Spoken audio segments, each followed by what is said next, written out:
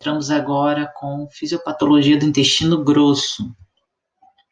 Então,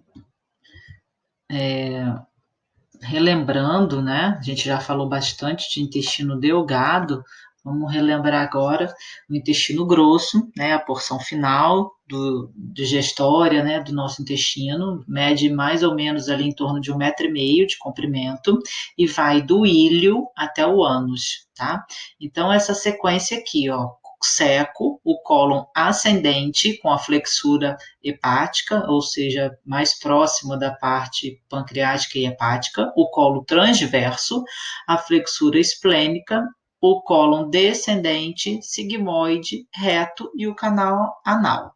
Então, aqui, ó, se a gente olhar, cólon ascendente, aqui seriam as flexuras, tá? Cólon transverso, a outra flexura esplênica, cólon descendente, tá bom? Sigmoide, que é bem nessa região final, e o reto. A parte histológica é muito semelhante ao que a gente já viu, né? Então, mucosa, submucosa, muscular e serosa. Aqui a gente tem apenas uma grande característica para destacar. A mucosa, nesse caso, não tem vilosidades. E eu falei muito das vilosidades no intestino delgado, né? Mas agora no intestino grosso não tem vilosidades, tá? Ela tem uma boa superfície absortiva, porém é uma superfície plana, não tem as microvilosidades, tá bom? Então, essa superfície é composta pelo epitélio, lâmina própria muscular da mucosa, tá? Na fisiologia, né, é importante a gente destacar que o cólon vai atuar na transferência desses restos alimentares que não foram digeridos, aquilo que não será absorvido, né? Então, esse bolo fecal tem que ser retido, né? Então, ele tem movimento nesse intestino, ele é retido até chegar o momento de ser eliminado. Temos ainda algumas funções importantes para destacar: a função digestiva e a função secretora. Digestiva, sim, né? Porque a partir das proteínas e glicídios, a gente vai, e ácidos graxos, a gente vai produzir ácido graxo de cadeia curta, né? E é bom a gente destacar essa importância aqui. Então, vamos relembrar, né? Butirato, acetato e propianato, que vão ter uma grande importância na nossa saúde intestinal, mas no metabolismo como um todo, tá? Porque esses ácidos graxos de cadeia curta, eles modulam, entre outras funções, né? Mas eles modulam síntese de colesterol, por exemplo, eles melhoram a absorção de cálcio, tá? Então é importante a gente ter uma quantidade adequada de ácido graxo de cadeia curta, além também da produção de ácido lático, algumas aminas e gases, né? Então, tudo isso tem produção no intestino grosso, tá? E na parte secretora, é importante a gente destacar que as células caliciformes serão aqui a grande responsável, né, lá com a proteína das mucinas, para secretar o muco, tá? Então, tem uma função protetora e também lubrificante desse epitélio. Função motora, né, que a gente já sabe, então tem propulsão do bolo fecal, né, ele não vai ficar ali parado no intestino, ele tem que se movimentar. Função absortiva, principalmente de íons e água, né, e função excretora para a eliminação das fezes.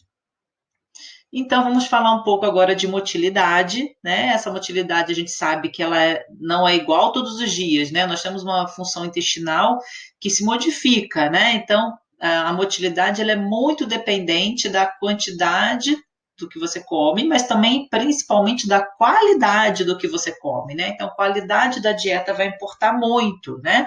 As pessoas que comem muitos alimentos refinados, por exemplo, e pouca fibra, né? Tem uma menor motilidade, tá?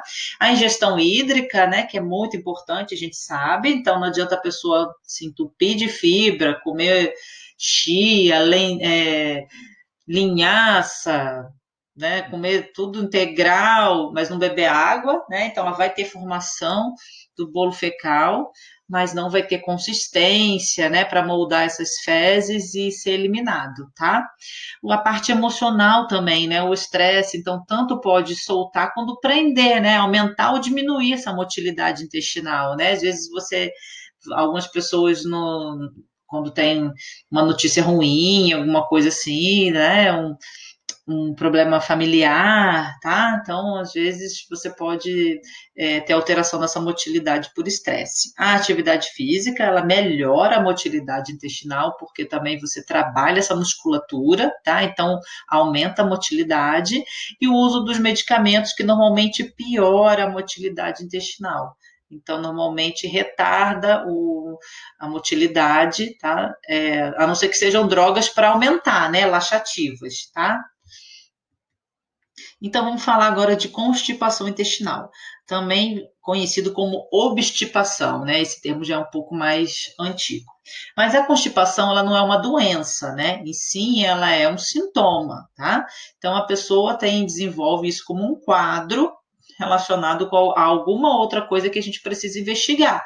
Então, a pessoa tem, nesse momento, uma retenção exagerada de fezes nesse colo. E é importante a gente perguntar sobre cocô, né? Tem que perguntar sobre as fezes do paciente, do cliente, né? Do nosso consultório. O nutricionista não pode ter vergonha, nojinho, né? De ficar perguntando sobre essas coisas. Então, como que a gente interpreta que o indivíduo está tendo a constipação?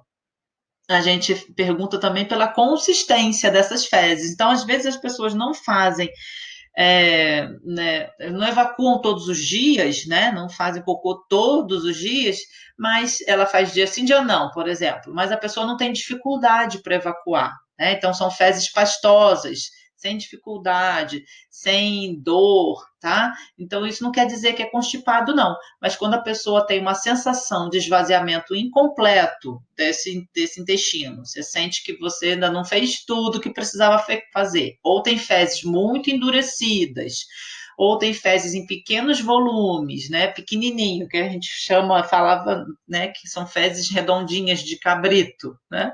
Então é esse tipo de fezes onde a pessoa tem dificuldade para evacuar, aí sim ela é considerada uma constipação intestinal. Como etiologia, né, essa causa, podem ser várias, tá? Então, ela está muito relacionada ao colo irritável, que nós vamos falar ainda, mas o colo irritável tanto pode progredir para uma diarreia como para uma constipação. O uso abusivo dos laxantes, né, que as pessoas usam olha só que interessante, para aumentar a motilidade, para ser um laxativo, mas isso com o tempo piora muito o quadro da motilidade intestinal, levando a uma constipação grave, porque vai levar a uma hipotonia da musculatura intestinal, ou seja, esse indivíduo vai ter uma mucosa intestinal sem motilidade nenhuma, hipotônica, tá? Sem movimento.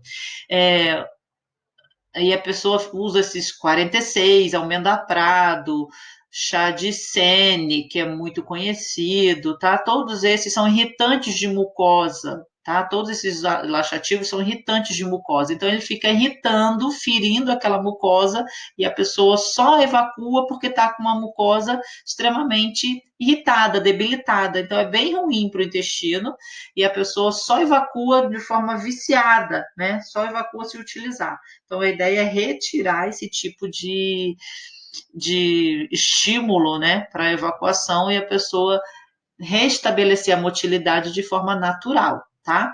Então, os fatores alimentares, como a gente sabe, né, as fibras e a hidratação são muito importantes nesse processo de motilidade intestinal. E outra coisa que vai influenciar muito são as doenças intestinais. Então, os tumores, mesmo que benignos, mas se tiver alguma alteração de massa ali, ou tumor maligno, um câncer, né? Alguma doença grave intestinal, isso pode atrapalhar sim essa motilidade. As doenças anorretais, né? Então, fissuras anais, por exemplo, com sangramentos, né? Podem piorar essa motilidade intestinal ou gerar alguma alteração, né? E pode também levar até a diarreia, mas a maioria das vezes está relacionado com constipação intestinal. Doenças hormonais, então, alguns quadros de hipotireoidismo, alguns quadros de diabetes, tá? E às vezes até o medicamento, o metformina, às vezes ele prende, tá? Às vezes também, que é mais para diabetes do tipo 2, né? Eles também geram alterações hormonais e prendem. Na gestação, temos alterações hormonais e é comum ter constipação intestinal, tá? Os distúrbios hidroeletrolíticos, então, por exemplo, pessoas que tiveram desidratação, diarreias e depois podem vir a perder muito cálcio e potássio, que são responsáveis por contração muscular, e aí desenvolver perda, né? Ter uma hipotonia intestinal e desenvolver constipação. E problemas neurológicos, né? Então, pessoas que têm lesões medulares, né? Alguma alteração de movimento e podem também ter hipotonia intestinal. Doença diverticular, né? Nós vamos falar mais sobre isso, mas ela vai gerar uma estenose, ou seja, um fechamento da luz, né? Então, o alimento vai ter, o bolo fecal, no caso, vai ter mais dificuldade de passar, tá? Então, por causa dessa estenose, que tem um estreitamento, e aí acaba tendo constipação. As causas iatrogênicas, né, mais relacionadas a causas hospitalares, sem uma causa muito definida, normalmente por altas doses, né, de medicamento e também por medicamentos até estomacais, hidróxido de alumínio, tá? Então, remédios para outros fins e acabam comprometendo o intestino, tá? Depressão, ansiedade, né? Então, como a gente está falando das causas emocionais, estão muito relacionadas à função intestinal, tá? A motilidade e podendo prender muito nos casos, né? Gerar uma constipação. O ilho paralítico, que é uma condição momentânea, né? Normalmente ela está relacionada a processos de anestésicos, né? Então, pós-operatório de cirurgias grandes, cirurgias abdominais, então a pessoa sofreu algum processo cirúrgico e foi anestesiada, então todos os tecidos estão anestesiados, né? E o intestino também fica mais parado, né? E aí ele vai voltando lentamente. A pessoa volta da cirurgia, tá até com fome, apetite, mas ela ainda não tá com secreções gástricas normais, ainda produzindo nas mesmas quantidades. A motilidade intestinal ainda não está funcionante como antes, tá? Então, por isso que muitas vezes, às vezes, uma cirurgia simples, mas a dieta, até o médico às vezes coloca, dieta livre, né? Pode comer o que quiser, geral, mas o nutricionista que tem que avaliar exatamente o que vai ser, porque às vezes por causa do processo cirúrgico, o indivíduo pode desenvolver esse ilho paralítico, entre outras complicações, ele passar mal, não conseguir comer, né? E desenvolver uma constipação grave aí. Já falamos da gravidez, né? Então tem esse relaxamento da musculatura lisa, então diminui um pouco a motilidade. Outros fatores que estão ligados ao reflexo de defecação é a constipação habitual, que é muito comum entre as mulheres jovens, né? Maior parte de quem tem constipação intestinal são as mulheres, 90% aí, tá? Por quê? Porque as mulheres têm mais cuidado, né? Mais autocuidado, normalmente querem, né, evacuar mais em casa, no ambiente mais acolhedor, familiar, né? Então tem mais vergonha de fazer no trabalho, na rua, tá? Então isso também contribui, né? Porque imagina isso sendo essa constipação habitual, quer dizer que é frequente todos os dias, né? Então você acaba aprendendo, tá? E isso vai gerar uma alteração do seu hábito intestinal. E o menor poder expulsivo, ou seja, se a pessoa já tem ali uma flacidez nessa musculatura, ela tem já uma menor condição de expulsar essas fezes, se ela é sedentária, porque ela não trabalha essa musculatura. No mesmo caso, se o indivíduo é obeso, tá? Então, tem uma menor condição de expulsar essas fezes. É muito comum esses indivíduos terem o quê? Hemorroidas e fissuras anais. Na manifestação clínica, né, podem acontecer várias coisas que são de várias outras desordens, não necessariamente só da constipação intestinal, e às vezes a pessoa nem acha que é por causa disso, né?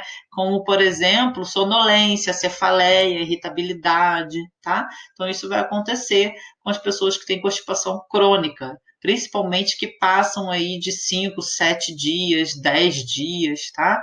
Quanto mais tempo passar, mais vai aumentar essa dor abdominal, a flatulência, a irritabilidade, a dor de cabeça, tá? Quanto mais tempo, porque vai ter uma produção muito maior de gases e de bactérias e chega a dar um desconforto abdominal grave, assim, a pessoa sente muita dor, tá? Em alguns casos aí.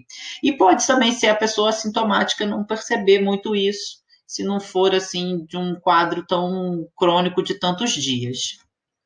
No diagnóstico, a gente tem que perceber o quê? A história clínica, né? Por isso que eu falei que o nutricionista não pode ter nojinho de perguntar as coisas, né? Então a gente tem que perguntar se a pessoa tem intestino é, funcionante, tá? Se ela tem dificuldade de evacuar, se sempre foi assim, se não foi, e é por isso que a gente pergunta do uso dos medicamentos que a pessoa faz, é por isso que a gente pergunta também sobre hábitos de vida, se a pessoa é sedentária, se não é, se dorme bem, se não dorme, né? A gente pergunta sobre atividades profissionais. Então, a gente, na anamnese, nessa história clínica, a gente pergunta muita coisa e vai entendendo um pouco do hábito de vida dessa pessoa. Na anamnese alimentar, a gente vai conhecer os hábitos alimentares, né? Então, no hábito alimentar, a gente já vai ter uma ideia se a pessoa tem uma ingestão adequada de fibra, se come leguminosas, por exemplo, que tem bastante fibra, se come frutas, né? Se bebe bastante água ou não, tá? Então a gente consegue perceber bastante desse diagnóstico aí. Então, vamos para começando nas doenças. Vamos começar agora com o colo irritável, que é um conjunto de manifestações clínicas. É o médico que dá esse diagnóstico, porque na verdade são várias alterações intestinais que não têm uma causa muito aparente, tá? Mas que gera distúrbios de motilidade.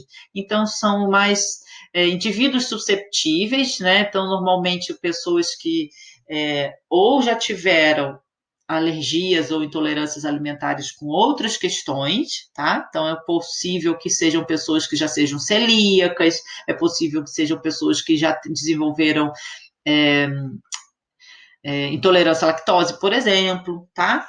Ou pessoas que tenham um fator de estresse elevado no trabalho, uma condição emocional alterada, depressivas, tá? Então também são mais suscetíveis a desenvolver esse quadro de colo irritável.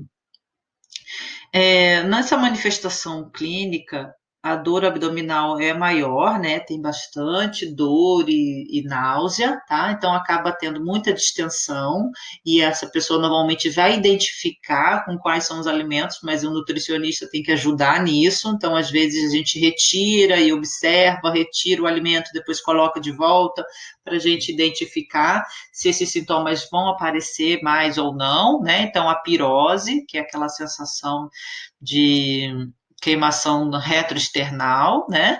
E a eructação, que são os arrotos, o indivíduo começa a ter muita produção de gases e de distensão, né? Então ela tem também esse desconforto. Eliminação de muco nessas fezes, então fezes com muco também é um sinal que pode ser intestino irritável, tá? Então não são fezes pastosas normais, e a insensação de evacuação incompleta, que é bem comum nas pessoas que têm constipação, tá?